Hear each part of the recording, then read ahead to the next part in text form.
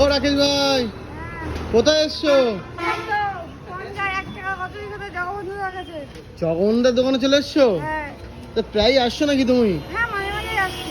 যখন খিদে লাগে কি একটার কচুরি করে চলে আসছো? একদম।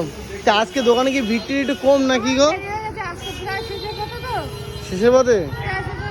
আচ্ছা, আজকে কি খাবে এখান থেকে কচুরি? ওকে, তো চলো দোকানের দিকে যাওয়া যাক নাকি? একটু দেখিয়ে দাও এই যে একটার কচুরি, এই যে একদম একদম। তো রাকেশ ভাই এখন সরাসরি চলে এসছে।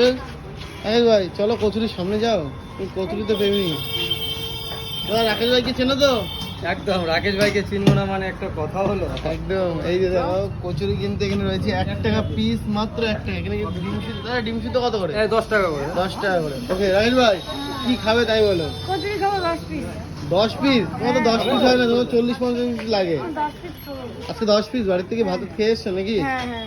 ওকে, তো দাদা হচ্ছে ভেতরে কিন্তু ভাজের পর্ব চলছে, দেখো সুন্দর তাহলে ভাই। একদম। তো এরকম এখানে কিন্তু প্লেটিং করা রেডি করছে। 10 টাকা।